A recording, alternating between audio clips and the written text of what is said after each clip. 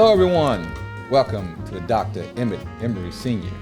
You Better Stand Your Watch Leader and Leadership podcast. Today's guest is a reoccurring guest, Dr. Andy Rojas. He was here before and we talked a little bit about leadership in the academia arena. But this time we're going to do a little bit different. I challenge Dr. Andy, two doctors having challenges.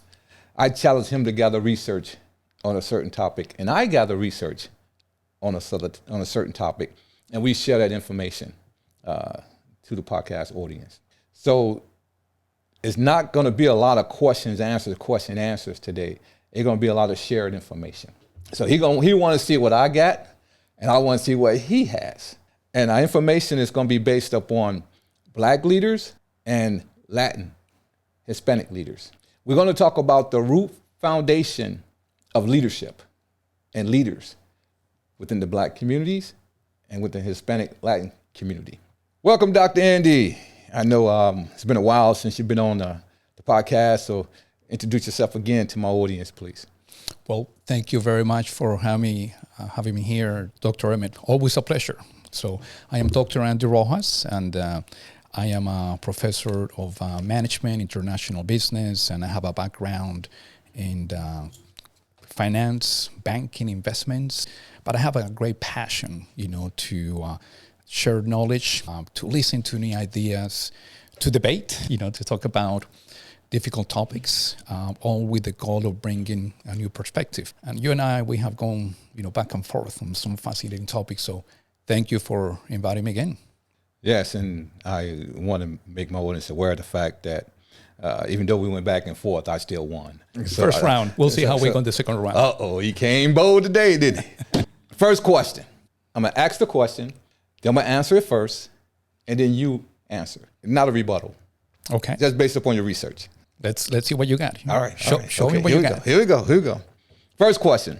What is the foundation of Black and Hispanic leaders and leadership? Now, my foundation research on leaders and leadership went all the way back to the Moors. The Moors originated in the Maghreb region of North Africa, were primarily descended from Arab and Berber people who had migrated to the region and converted to Islam. The Moors were a diverse group of Muslims from the Northwest Africa, Morocco, West Algeria, Western Sahara, Senegal, and the Middle East, who conquered and ruled parts of Spain and Portugal for almost 800 years, from 711 AD until 1492. Y'all went all the way back, my brother. You have done your homework. The Moors brought with them a rich culture of art, architect, science, medicine, literature, and trade that influenced Europe and the world. The Moors advanced in mathematics, astronomy, art, and architect, helped propel Europe out of the Dark Ages and into the Renaissance. That's right. We're talking about Black leaders. Okay, we're going all the way back, my brother. You got to bring it. In 827, the Moors occupied Mazzara and Sicily in Italy as ports for about 250 years. They also introduced ceramics to the Sicilians. So they conquer Spain, Portugal, and they also reside in Italy, Sicily area. At its height, Cordova, the heart of Moorish territory in Spain, was the most modern city in Europe. The streets was paved with raised sidewalks for pedestrians. During the night, 10 millions of streets was well illuminated by lamps. This was 100 years before there was a paved street in Paris or a street light in London. Cordova had 900 public baths. A poor Moor will go without bread rather than soap. Ain't gonna happen in today's society, but it happened during that time with the Moors. Education was universal in Moor Spain, available to all, while in Christian Europe, at the same time, 99% of the population were illiterate. And even kings could neither read or write. At that time, Europe had only 2 universities. The Moors had 17 great universities. They were located in Almeria, Cordova, Granada, Jaén, Malaga, Seville, and Toledo. In the 10th and 11th centuries, public libraries in Europe were non-existent, while Moor Spain could boast of more than 70, of which the one in Cordova housed 600,000 manuscripts. I'm not done yet, my brother. All right. Over 4,000 Arabs, words, and Arabian-derived phrases have been absorbed into the Spanish language. Words beginning with al, for example, are derived from Arab.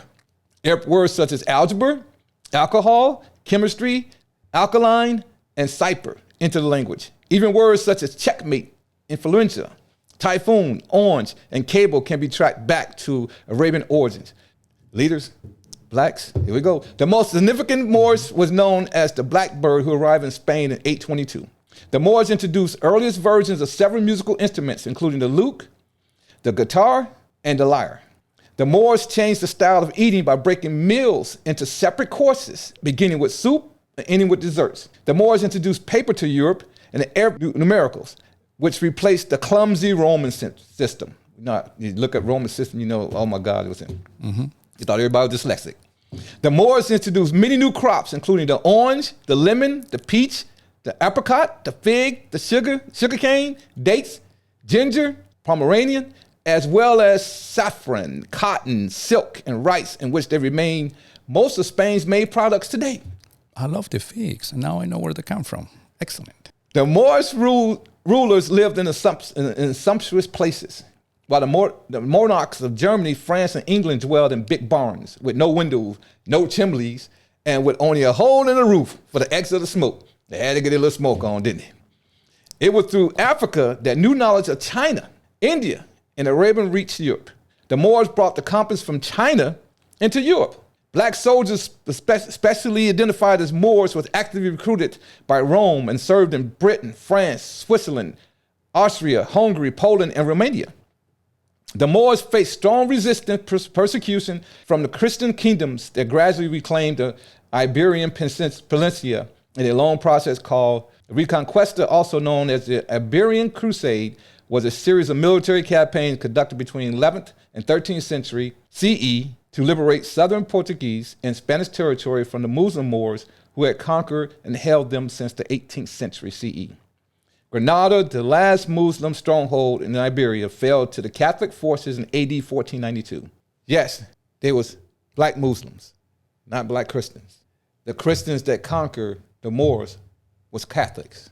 They wasn't black Christians. But the black roots for leaders and leadership, creativity and development started with the Moors, in my perspective. Could have been happening in Africa, I don't know. But I know that whatever happened in Africa before the Moors migrated over to Europe stayed in Africa. The Moors made sure it got out to the rest of the country. So therefore, I'm basing my information on the Moors. Your turn. Wow, it's pretty impressive. Now, I feel like I just received in 3 minutes a whole history lesson. That took about more than 1,000 years to write. So I heard some interesting developments there, in the leadership and the migrations and the mix of different races and countries. You talk about Portugal, Spain.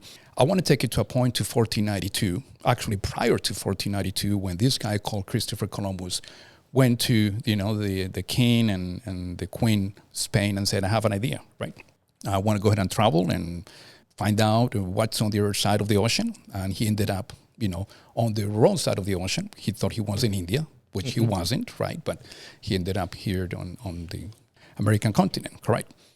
And I want to talk about it because our influence, when we look at the roots of the what we call the Hispanic race or Latin American countries, we have to date back to the Spanish coming, to conquer all this territory.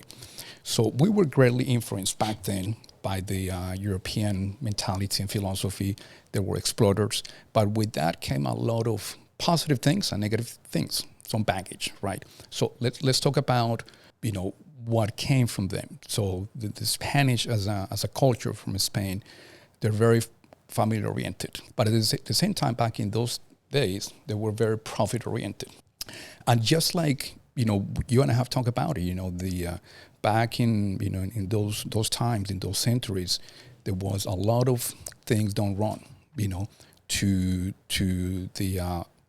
the blacks, to the natives of South America, to the tribes that were there. For example, the Incas in Peru, at one point, the Spaniards, they killed more than 6 million Incas. Okay.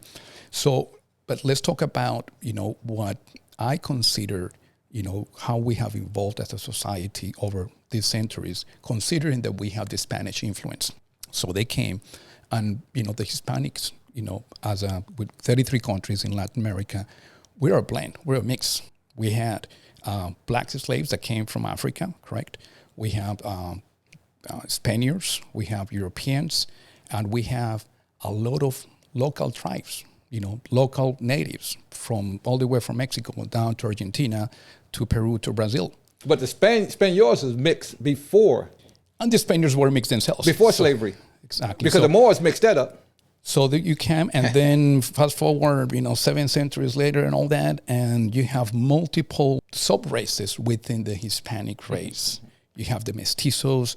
When you look at the Caribbean, the Caribbeans is a lot of the blend between the blacks, right, and also the Spaniards. Then you look at territories like Colombia, Peru, Bolivia, is a mix of the Spaniards, the European Spaniard with the local natives. All Latin America. Exactly. That's correct. And then you go down to Argentina, and it's more European type, but it is? Very much. So, and it has evolved over the centuries. So I'll give you some interesting facts, right? When you look at Chile and Argentina, so Chile was one of the biggest recipients of migrants after World War II. A lot of Germans, including the not so good Germans. We call the Nazis, correct? Correct. They migrated to Chile and also to Argentina. Other countries such as Venezuela. A lot of Italians migrated to Venezuela in the 19th century. So now we are here in the 21st century, and we all look alike, and we will identify one pure race. We're not. We're kind of like a breed of 7 type of dogs, right? Some with higher pedigree, lower pedigree, but at the end of the day, we're all one. I would say one continent, right? Latin America. And I love the question that you posed. When we started talking about this topic.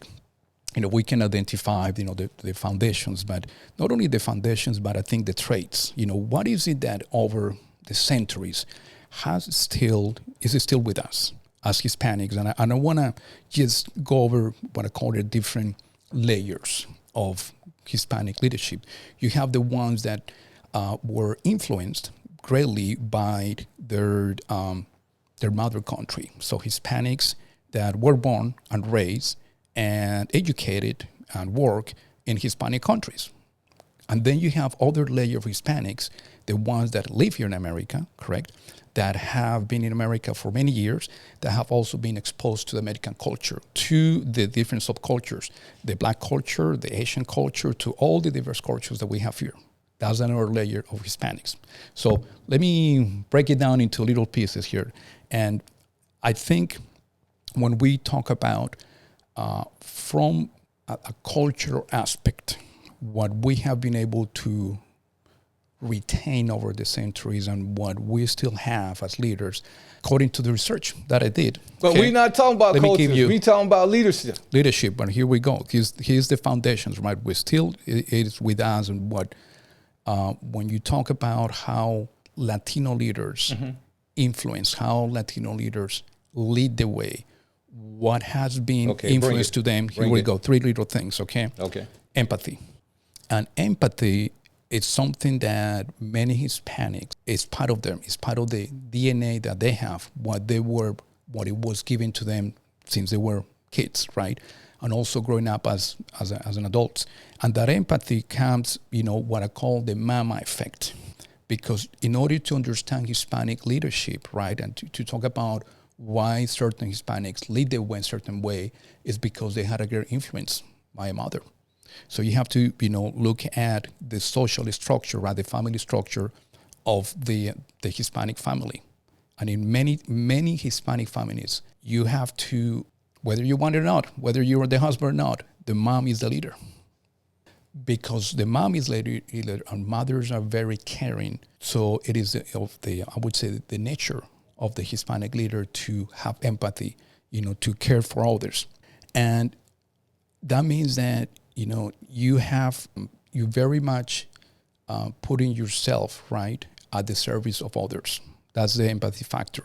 The other factor that we have in Hispanic leadership that goes back to those those roots is the loyalty factor. The loyalty factor.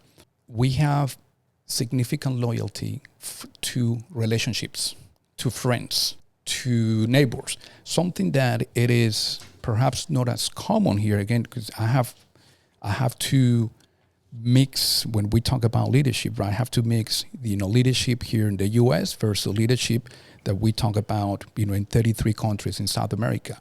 So this actually transcends both. Okay, so the loyalty factor, it's something that leaders, whether you are leading in South America, Central America, or here North America, that is something that Hispanic leaders value and they lead the way with. Where do we see that?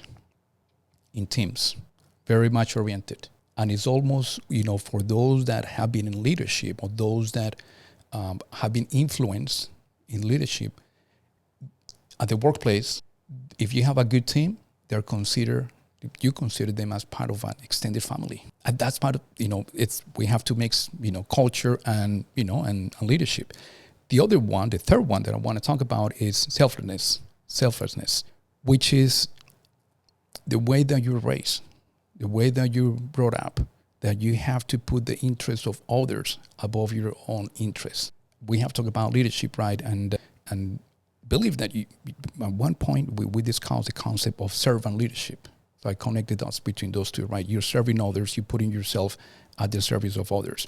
So going back to the roots of the question here, the foundations of the Hispanic leadership greatly influenced.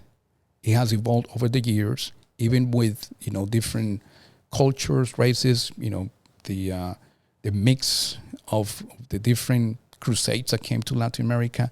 Those three traits are still there. Okay, all right. That was round one. Now round two. Let's talk about round two. Next question. Let's recognize how you recognizing workplace challenges faced by Black women and Hispanic women leaders in the workplace. As you guys can see, we both coming from two different perspectives, which is good. We want you to see the two different perspectives. I'll start off first. Black women leaders are more likely to have challenges question their competence and to be subject to demanding behavior. And 1 in 3 Black women leaders say they have been denied or passed over for opportunity because of personal characteristics, including their race and gender.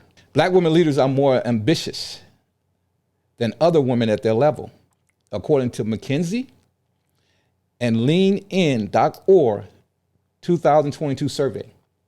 59% of Black women leaders want to be top executive compared to 49% of women leaders overall. Let me say that again. 59% of Black women leaders want to be top executives compared to 49% of women leaders overall. The findings revealed a disturbing consistent trend among the more than 40,000 employees surveyed, whereas 20% of Black women leaders experience having someone say or imply that you're not qualified, compared to 12% for all women and 60% for all men. 38% of Black women leaders experience being mistaken for someone at a lower level, compared to 26% of all women and 13% of all men. 55% of Black women leaders experience having judgment questioned, compared to 39% of all women and 28% for all men. Black women are the fastest growing demographic group of entrepreneurs in the United States. They're very creative and open up all sorts of shops, whether it be art galleries, whether it be beauty salons, whether it be nail salons, whether it be daycare centers. The number of businesses owned by Black women grew 50% from 2014 to 2019, representing the highest growth rate of any female demographics, according to an J.P. Morgan article inside Forbes magazine. Black females accounted for 42% of all women who opened a new business during that time and represented 36% of all Black employees. However, always a however, the majority of new business startup by Black women often not successful, and income levels for Black women entrepreneurs lags far behind that of other women. Black female founders earn an average revenue of just 24,000 a year, compared to 142,900 among all women-owned businesses. That was 2019 figures. It have gradually came up in 2020, 23. We're now in 2024. And a lot of that is contribute to the completion of college education. The highest number percentage of Black women who own businesses or in top leadership positions come from historically Black colleges. So that's my answer. What's your answer? Bring it on. So I think we shared some of the challenges too. So I'm going to read this article right here. This is a portion from an article that I found. It was fascinating. This applied not only to Hispanic women, but also to men, okay? But mostly, right, the group that is most affected are women. It says right here, Latinos are still absent from 2/3 of Fortune 1000 boards, companies, Fortune 1000 companies. Around 2/3 of Fortune 1000 companies still lack Latino representation on their boards. That's the leadership. That's the latest report as of 2022, according to the Latino Corporate Directors Association, the leader organization in advancing Hispanic Latino representation in U.S. corporate. The 2022 report highlighted the lack of Hispanic Latino representation in some of the largest companies in the United States. Let's talk about the root causes and the consequences and what we can do better, which actually we're doing it right now. This is part of this is the education. So this was an eye-opener. I knew that it was happening, but not to this extent.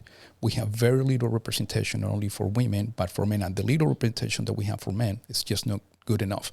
Different factors. So let's talk about the first factor. That's lack of education. We know that education is Hispanics and women, right, going after professions that can make an impact in organizations.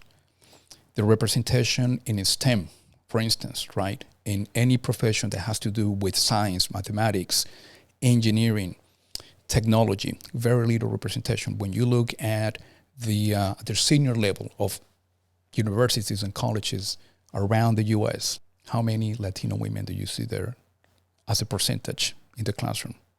Very small, correct? Same thing for Latino guys or Latino men. So there's representation in certain industries, like hospitality. But if we're looking at making a difference, right, or representation, for example, in the legal industry, right, we need more of that. So that's one of the root causes. One of the issues is that, when you look at higher education, the college level, and even MBA level, and all this, there's very little representation that has to do, with, I would say, parents, family support, orientation, aspirations, goals, all these things that go, in that families work together.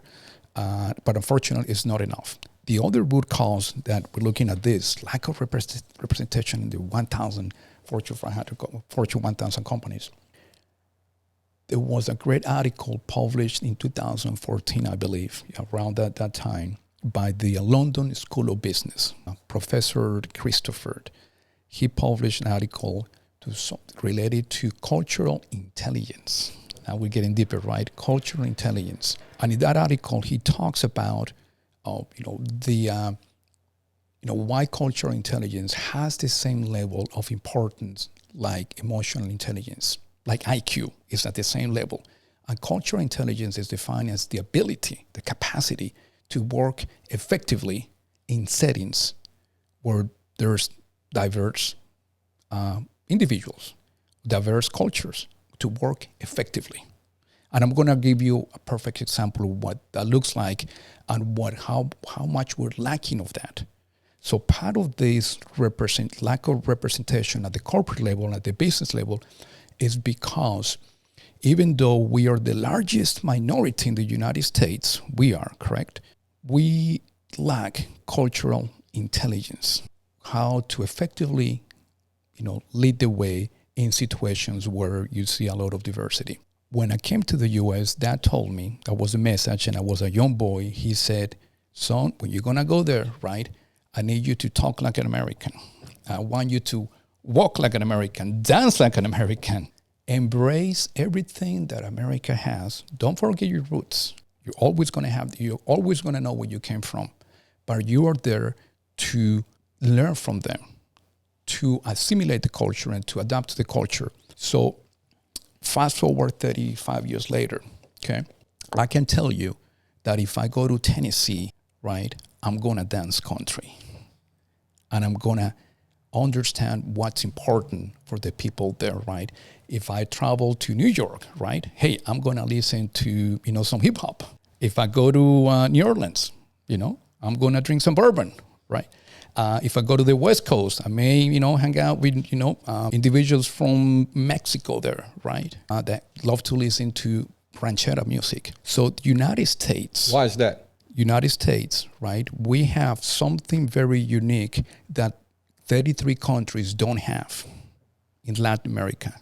We have a high level of diversity. And unfortunately, this cultural intelligence hasn't been well developed, where this is why, my opinion, all the millions of Hispanics that are here still lack, a higher level of cultural intelligence. You have Latinos that have been here, I know some friends, great friends, I love them, 20 years.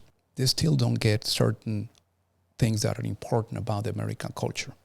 And they have been here 20 years, and they're citizens. And this is an example of the Hispanic culture. The same thing happens they could be Asians. The same thing happens for, other, migrants that come from other countries.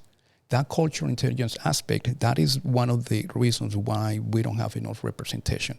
I call it the chameleon effect, how you can change the colors and effectively influence somebody and understand what is important to them culture-wise. You and I, we have talked about it. What is important for, the Afro-American community? We have talked about the history of the Afro-American community and some of the pain points, some of the successes, some of the things that are important for you as an American brother. And I understand that. And we can talk about it respectfully, we can debate about it, but because, I have been myself, and I have, speaking for many other, Hispanics, we have taken an interest in understanding all these different subcultures in the United States. It's hard for me to believe that your society struggles with some of the cultural things, because a lot of other society look upon your society as embracing culture, that you're one of the few societies that don't let culture go.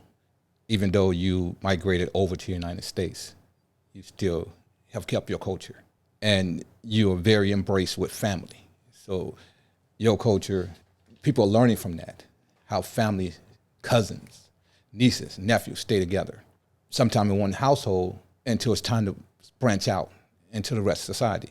Whereas my culture, you may not even know your cousins or your nieces and nephews, because they're not tight like that in some of the families. Some families yes, some families no. So you talked about diversity. One thing about the African-American culture is you're raised and it's embedded in you from childhood until you finally go out yourself for adulthood, is never forget where you came from. So you can take an African-American to Texas, they still gonna dance to jazz and R&B music. You can take African-American to Tennessee, they still gonna dance to jazz and R&B. They're not gonna adapt and put on cowboy boots and dance because they're in their society. Either they're gonna dance or not dance, because they're taught to stay within there. Don't forget who they are. So that's what, when you said that. When I talk about, I like your example, and I have to agree in some extent and say, that it is a good example. But here's one thing that you as an African American or anyone, for that, that comes from heritage, right here in the United States, right? Mm-hmm. This is your homeland. Okay, I'm talking about when, I'll give an example. If you and I were to move to Italy, I'm never gonna forget how to dance salsa merengue. You're gonna listen to your music, you're gonna keep your heritage. But you can rest assured because you and I have been educated, to embrace and to understand other cultures. We're going to be looking for what's important to the Italians, what they love to do, to explore what they don't like, right? And to assimilate, not to forget where you came from, right? But to assimilate those cultural traits so we can have a higher degree of cultural intelligence. And if we were to go into corporate America, right, and open a consulting firm or to do business in Italy, I better know how they like to eat, how they like to dance. What are the little, things that they do different that we don't do? And take that interest. I may not do it, right? I'm not saying I'm going to put the boots on, right? If I go to Tennessee, I may not wear the boots. But I know that matters to them. And we can have a discussion about it. All right. And here's the thing. If you show the interest, that's cultural intelligence. It's not like you have to assimilate only, but you have to show the interest that you care about what's important for them. But I want you to take this consideration. An African American can adapt to any society. Why? Because we have been doing it for years, for centuries, for decades, through history. The Moors created and brought to Europe the beat of the drums, the music of Africa, which expanded throughout Europe and throughout the United States. So wherever you an African American go, they're going to hear that type of music. So they're not going to dance to all the music. You can get some country music, they're going to get out there and dance to it too, because of the rhythm of the music. Okay, now I'm going to move on. The next question is Blacks and Latinos in leadership. After years of talking about diversity, because you're talking about diversity, we always talk about diversity, and right now it's very important to bring diversity to the forefront because of the next, what yesterday was and today is. We celebrate Martin Luther King's birthday. And he talked about diversity for all mankind, just not the African-American community. The number of Blacks leaders at U.S. companies is still dismal. We talked about diversity. You talked about diversity. Give an example of diversity within the Hispanic community. I talked about diversity in the African-American community, both dealing with diversity in this country. But companies are still dismal towards the Black leader. Black professionals overall, Black professionals in 2018 held just 3.3% of all executive or senior leadership roles, which are defined as within 2 reporting levels of the CEO, according to U.S. Equal Employment Opportunity Commission. Black CEOs among Fortune 500 countries, less than 100% of CEOs are Black. 100%, less than 100%. In 2020, there are only 4, down from a high of 6 in 2012, according to Fortune. And over the past 2 decades, there have only been 17 Black CEOs. Black executives in C-suite and other higher power. Among Fortune 100 companies in 2020, Black professionals counted for just 3% of CEO, 1% of CFOs, and 3% of profit leaders, like division president, according to Stanford Corporate Governance Research Initiative. While Black professionals account for a comparatively high percentage of chief human resources officers, which is 13%, and chief administrative executives, which is 43%. The chances of being promoted from there to a CEO or board role are very, very, very low. Black executives in the boardroom. Black Enterprise 2019 Power in the Boardroom reports found that among S&P 500 companies, there were 322 Black corporate directors at 307 companies. Of these, 21 were chairmen and lead directors. However, the report also found that more than a third of S&P 500 companies did not have any Black board members whatsoever. More than a third. In addition to low representation and show advancement, the report also found a bigger risk of attrition among Black professionals. More than a third intended to leave their companies within 2 years. So if you're leaving your company within 2 years, you're not there long enough to cement yourself there for advancement to CEO and COO. Yeah, I know I crossed over into that. We have to stay, Black men, cement in a company for a period of time, learn that company, learn that ways, get notoriety, be involved in community to advance to CEO, COO, CFO. Once we do that, then the ones that we're mentoring, the young Black men coming up, they will see that we are solidifying ourselves within that company and not bouncing. Okay, your turn. I'm going to take it from the last part that you touched on, the mentoring part. I have, students from all types. You have students, that are from Asia, from Hispanic background, Black students. And last November, right before we went on the break, I got an email from a student that says, hey, Dr. Rojas, I have this idea. I've never met him. I have this idea that I like to start a business club. And, I feel like I want to do something for my community. So, I said, yeah, perfect. I like that idea. So we set up a time, we got on Zoom, and the student says, I want to do something not only for my community, but also for, all young people. Right. Black student, and he says, specifically my community. I said, what's in your mind? Or tell me what is driving you to do this? He says, I am a first generation to be in college. I never met my father. I have a great mom that she has told me to, just shoot for the stars. And I feel like, this is a calling for me, to learn more about business. And I say, you know what, let's get it done. But we need more of you. My message was, tell me, go, if you're a young guy, he's in his early 20s, said, tell your friends about what you want to do. Let's go ahead and start recruiting some individuals that are like-minded individuals like yourself, that have that appetite, that have that desire to make a difference, to say, you know what, I want to learn about business. Not only business, but I want to go and learn about business so I can help the Black community, right? Mm-hmm. And then from that conversation went on, you know what, we need more of you. We need more Latinos. We need more representation of minorities. So I'm happy to say that, that has been, has evolved, and we're going to have, very soon our first meeting. But he's a prime example of mentorship. I got to talk to him, and he told me he has a great mentor, and an older, I don't know his name, but an older individual that told him, you know what, you need to start leading the way where you are, where you operate. Good. And he operates right now at the college level. This guy, I want to tell you, this guy, when he goes out to the business world, he's gonna be an exceptional leader. Because this is at any level in your life, right? Whether you're in college, whether you may be working at Publix, or you may be working, at a fast food restaurant, that's an example that you need to think as a leader. And we lack that. We lack that. We don't have enough of those.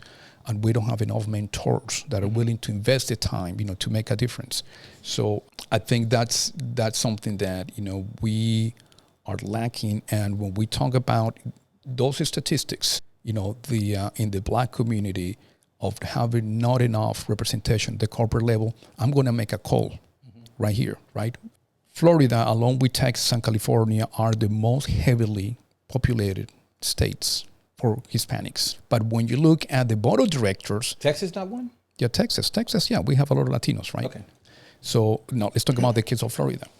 There's not enough representation at the corporate level of African Americans and Latinos. I agree. And those are the ones, right? So when you have an executive board of directors that they all look like, they're all white, or they're all, maybe, a little bit gray in between there, right? Yes. And you don't see a last name like Lopez, like, you don't see a Gonzalez, you don't see any of that, right?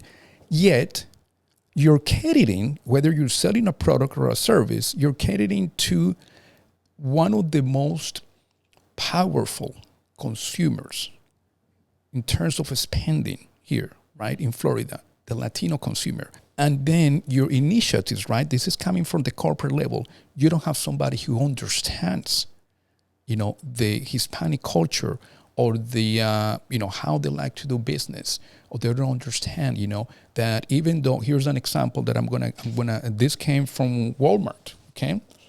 So Walmart, for many years, they had the board of directors, and, unfortunately, it wasn't diverse, okay? Right. They made one of the biggest mistakes that cost them a lot of money, and this happened in Puerto Rico. At the sports section, right, they have, Walmart has different departments. So this is for, sportswear and, all that for active athletic. They put images of Hispanics, right, wearing athletics, and to promote, tennis shoes and all that. The sales were not going up. The sales were flat. And at one point, the sales started going down. This is Walmart in Mexico. And they couldn't figure out why. It took a long time for them to figure out that the images and the pictures, right, of these people in the market, in the world, this is in Puerto Rico, right? We're going to connect the dots here. This is a fascinating story. The images they put there were from Mexican Hispanics. Now, somebody at the corporate America, some guy who got, makes, maybe $1 million a year, said, Latinos, let's go ahead and put some images right there, some pictures for market advertising because they're going to buy.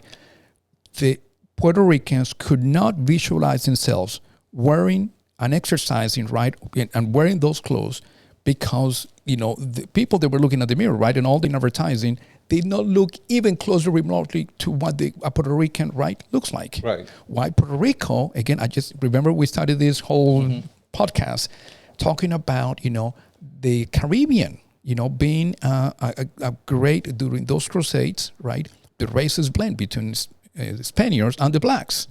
So, they look, Puerto Rico and Dominican Republic, Cubans, they're Brazil, they look very different, right, compared to the native tribes that came from Mexico. Cost them millions of dollars. Why? It was probably somebody up there at the corporate level of Walmart who did not understand. And to him, Mexico is the only country in Latin America. Okay? I like that. So that's my story. Next question.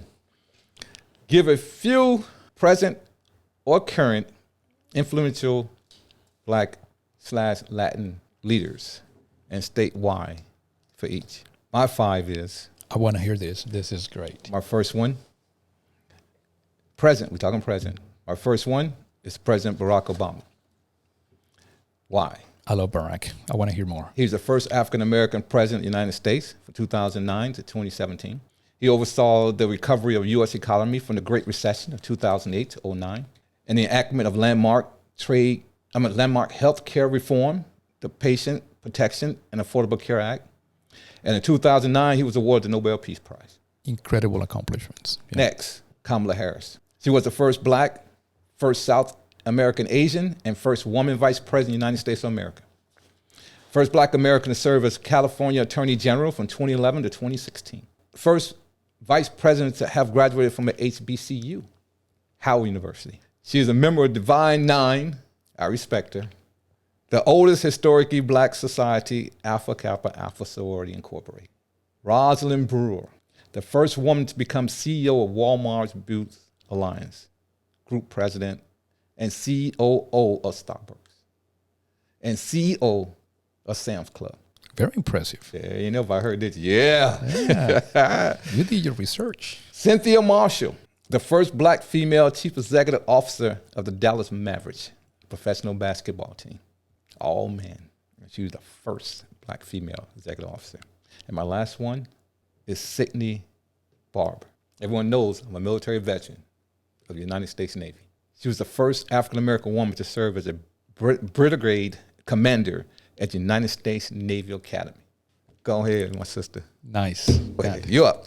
We need more of those leaders. So we want to talk about current and also past. Not current first. Okay, let's current. Let's do current. Okay, so let's talk about not only in the U.S., but I want to take it and highlight those incredible business leaders coming from the 33 countries in Latin America, so we can, in interest of gaining knowledge, we just don't focus on the borders of the U.S., okay? So, but let's take it down south. Let's talk about one of the most accomplished leaders coming from Mexico. And I also have, as I read about these leaders, I looked at their qualities and attributes of leadership, and I have a couple to share, for each leader. Carlos Slim. Have you heard of him? Yes. All right, Carlos Slim. He is I believe, in the top 10 wealthiest individuals in the world. Yes.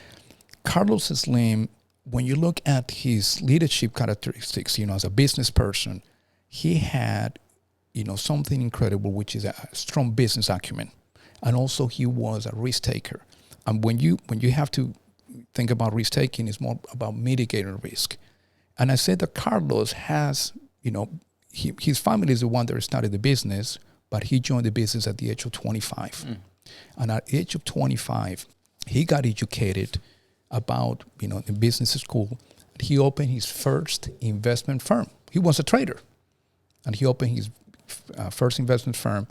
From that point on, he decided to focus on companies that were unprofitable. He is a modern Mark Cuban, if I may say, right? Yeah. He's kind of like Mark Cuban, and that's what he started, making his money. And as he was making his money, he transitioned into various industries: telecommunications, banking, finance. And Carlos Slim has given thousands of jobs for, not only in Mexico, but companies also in the U.S. He owns a few companies in the U.S. So as a business leader, I think he's somebody that has the American spirit in a good way, because America has made 55%. So there's 55% of private jobs in the United States come from where? From small businesses. Small businesses. And this guy. He was a small business that, just like Jeff Bezos, he started small in his garage. He grew up his business empire. Second person, coming from Colombia, I have to talk about Luis Carlos Sarmiento Angulo. Long name, Luis Carlos Sarmiento Angulo. Why? Because you're from Colombia? Of course. I have to highlight, not only that, he has, so when we going back to the points of leadership and attributes, right, or certain qualities of leaders, I found two specific statistics about this guy, Luis Carlos. He's 90 years old, okay? So he's current, 90 years old now. Worth about between 10 to 11 billion dollars. He's in the, list of billionaires around the world, okay? Courage and vision. So he did something very fascinating when he had just finished college as a civil engineer. He did the jobs that nobody wanted to do. Imagine that. Back in the 1950s, I think when he started, 1960s, around that time, Colombia was going through a civil war. We have gone through many, right? And there was a lot of need to develop roads in the parts that were risky. Nobody wanted to do that because there was no little money to be made. Guess what he did? He's like, you know what? I'm hungry, right? I'm going to go and start building roads where they're needed, even though I may not make the profit that I'm going to make. And that's the job that nobody wants. So he went there. He started helping to build roads, construction. From that point on, he saw a need, a social need, fast forward a few decades later, a social need to not only provide access roads to villages, to small towns, but also housing. Guess what he did? He started a construction company, building homes for those affordable homes. And then from that point on, he transitioned, well, if you need an affordable home, you may need financing. So guess what he did? He opened a bank. Today, he owns a conglomerate of the largest banks in Colombia, largest construction companies, largest investment companies, and the guy's worth about $10 billion and employs over 300,000 people down south. Incredible leadership, okay? I want to talk about another leader, because we talk about business. I want to talk about a current leader that is an amazing story, and this is about leadership in science. Leadership, because we have leadership in business, science. I think it's needed, right? Jose Hernandez from Mexico, the very first Hispanic astronaut. He went to the moon, the first one ever. But here's what's fascinating and remarkable about his personal story, his family. He was a migrant farmer. He would come to pick oranges during season in California. His family would go literally like gypsies, right? Moving from town to town, picking every type, during the season, all along the California border, Texas, and all that area. But he has three specific attributes that I think I find that we can all relate to that. He had resiliency, still has it. He had also determination and a very clear goal of what he wanted to do. 12 times he applied to be an astronaut at NASA. 12 times he was rejected. Okay? And he was a very humble leader. He's still a humble leader. And I think he's in 60s, maybe 60-something, so he's not flying anymore to the moon. But he is one of those individuals that is significantly influencing I would say the Hispanic community for those that have big aspirations and goals. Wow. Well, How you like that? you forgot one influential current Latin individual. Who's that? My wife, Yosemite Mora, Beautiful. Mary Kay professional, national sales director. She graduated from the University of Toro, UFT, a private university in Venezuela, her hometown. She's from Venezuela. She obtained a degree in accounting and financial management over in Venezuela.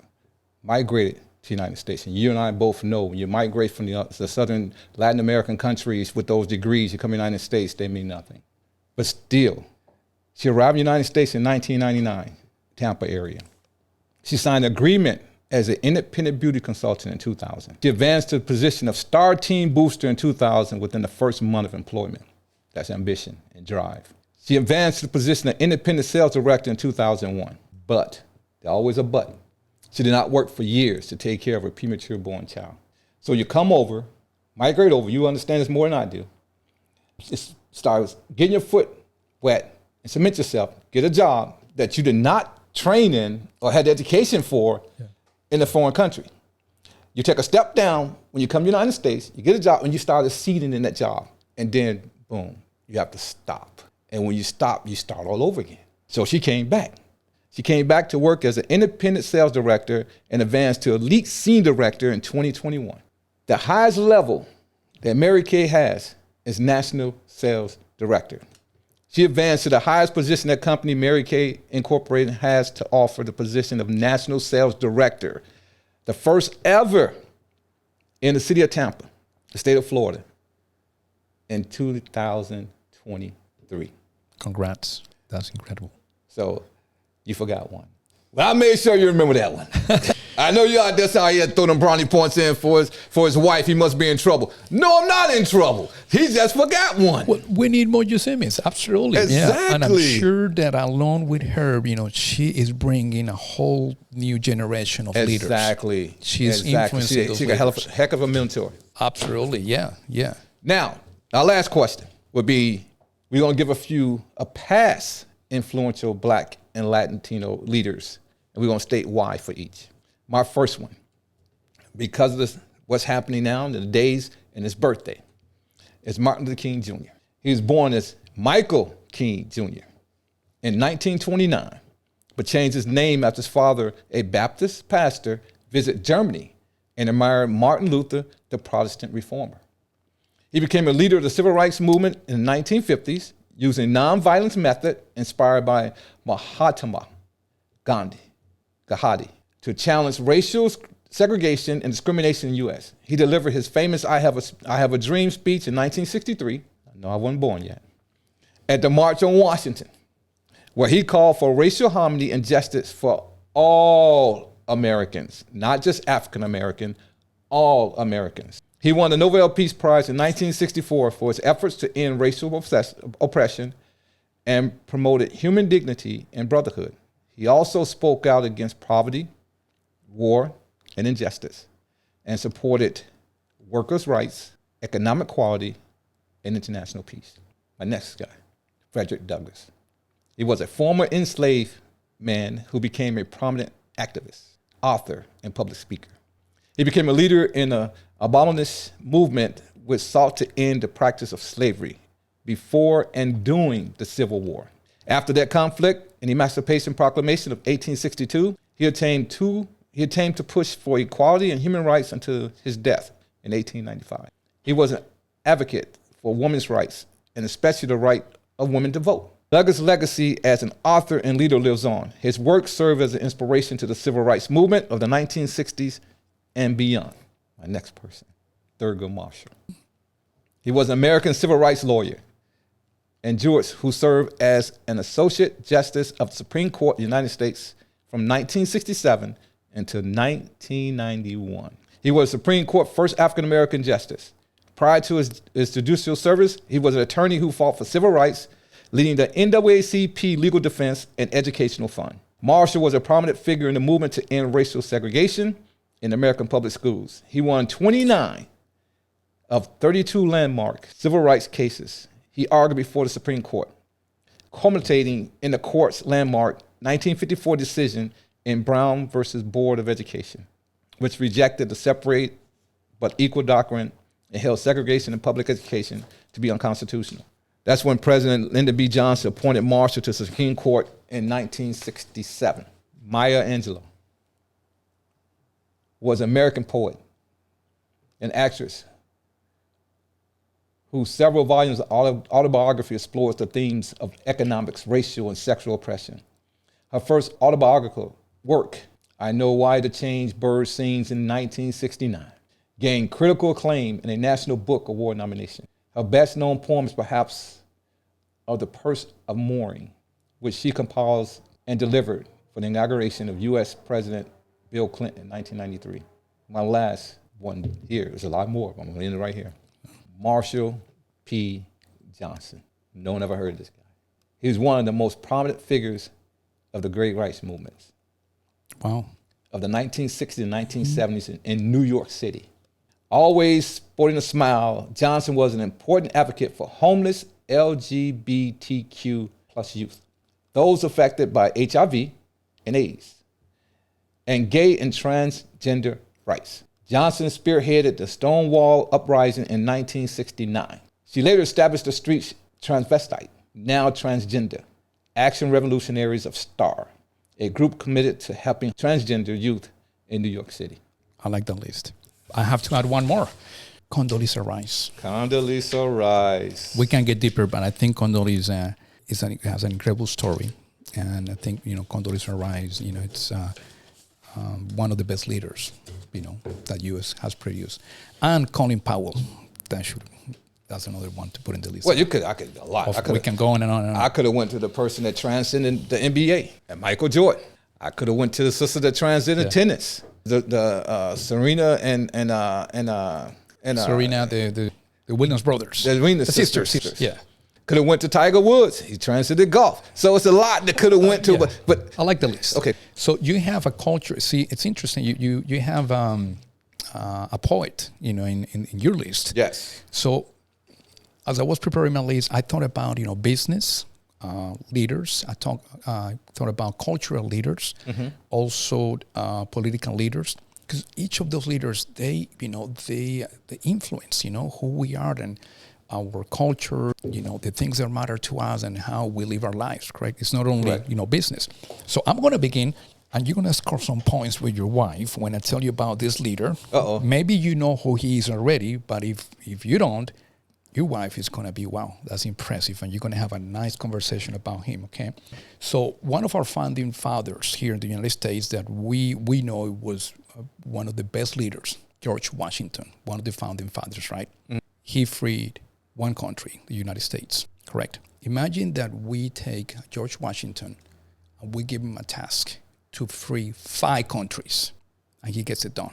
That's who Simón Bolívar was. He's considered the George Washington of Latin America. When we were under the regime from Spain, right? Just like you were under the British colony, we were under the Spanish colony. Simón Bolívar, who was born in Venezuela, by the way, I know your wife's from Venezuela, this man led with charisma. That was one of his biggest attributes, charisma, and he had military acumen. You came from the military. He combined those two to fight against Spaniards, right? Because the Spaniards, they were basically taking all the gold and resources. When you go to Spain, every church looks beautiful. Guess where the money came from? Where all the gold came from? From our countries, right? So he freed Colombia. He freed Venezuela, Bolivia, and Ecuador. One of the best leaders that has ever been produced, that has existed in the Hispanic culture. If you talk to any Latin person and you mention the name Simón Bolívar, they're going to know that you know about leadership. There we go. That's one example. So that I call that a social and a political leader. So he became president of what it was back then called the Gran Colombia, which it was 3 countries. Would consider Panama, Venezuela, and Colombia into one country, okay? Now, let's talk about another leader, a cultural leader. You had a poet. I have a TV actor. Really? From Mexico. You're going to love this one because if you talk to anybody from Argentina, Chile, Ecuador, Panama, Mexico, Venezuela, they're going to know who he is. And they're going to know Jennifer Lopez. Jennifer Lopez, right? This is before Yellow. Okay? Oh, okay. So this guy, let me tell you his name and the character he created and why he became so famous and how he influenced millions of Hispanics for four decades, more than 40 years. 4 decades. Wow. 40 years, okay? He passed away, I think, maybe 7, 8 years ago or so. Roberto Gomez Bolaño. He created different characters. He's from Mexico, and he was an actor, comedian, and TV writer. He created these fictional characters, one of them called El Chavo del Ocho. It was based on a little boy that is young and is very poor. And then he created also the equivalent of our Superman, which is called El Chapulín Colorado, okay? El Chapulín Colorado is a fictional character. And that series, that TV series, is a family-oriented TV series that was broadcasted to Latin America, 33 countries, for more than 40 years. Wow. If you talk to anybody from Hispanic heritage, maybe what the grandpa, the grandfather, the new generations, even my kids, they're teenagers right now, they were watching these things. These are, kind of like Seinfeld. If Seinfeld goes on for 40, 60, 7 years, it's part of the American culture, right? Right. So the significant influence for the Hispanics is 2 things, joy and laughter. Joy and laughter, that's what this guy was about. All these funny stories, all the silly superhero that, doesn't have so much courage, but wants to help everybody, That's called the Chapulín Colorado, the grasshopper, okay? So there's another leader here. Let's talk about more like a social leader from the United States. From Mexican descent, but he was born in Arizona.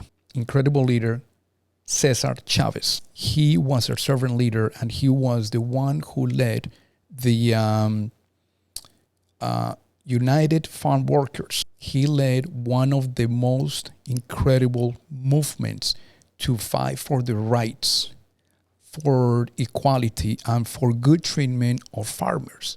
You and I, and our families, our kids, everything that is grown in the United States, whether it's, soybeans or oranges or, farmlands, the Hispanics touch it too. They're part of the process. Back when, in his times, there was a lot of abuse of, the farmers and Hispanic farmers coming to work in the United States. This man, he was, I call it like, he had the same type of approach like MLK, right? Very peaceful movements, very peaceful ideologies, but very action-oriented. Cesar Chavez. There's movies about him. If you talk to, anybody, especially from the West Coast, he is considered one of the best leaders in the Hispanic culture. So those are the 3 guys that I have here, cultural, business, and political. Okay. And I remember it was Venus and Serena Williams. I should know that. Sorry, Venus. Yeah, Venus and Serena, that's right. Well, you got a lot of information today. We decided to make this more of a general information podcast. I want to thank you, Dr. Andy, for coming on board and being a guest. It's a pleasure always, and I'll continue to invite you on every opportunity I get. Any last words for the audience? Well, I think we have all gained. We have gained significant knowledge, on the certain leaders, certain individuals that have made a difference. I think, the final words is, when you listen to this podcast, tell the story. Share the story about some of the leaders that we mentioned. Share it with your friends, with your children, with your families, because those are leaders that have been able to take us where we are today. You were influenced by some of those leaders. I have been influenced by some of those leaders, and we need more of you and more of me. So thank you again for your time. You're welcome. It's something I wanted to give notice to, and I didn't bring my notes, but I have it on my phone. This individual, incredible, and I listened to it. Her name is Michelle Roach, and she created a song from a poem. And the name of her poem was titled I Stand. And it's a gospel. The gospel singer, Debra is singing this song. And at the end of my podcast, I'm going to list that YouTube site that you can go to and listen to this song. It's incredible. I mean, the poem, it gives insight to the poem. The song is beautiful. So if it's word for word for the poem, that means that's a beautiful poem. And Michelle is a retired business woman. And all I can say is good job and keep doing what you're doing. Never stop working. And she's an example of that. Okay, I appreciate you coming today, showing in. Continue to click on that button and do what? I don't have to tell you. You know what to do. I need you to click on that button and keep following me. Thank you. I appreciate you. Until we meet again, goodbye.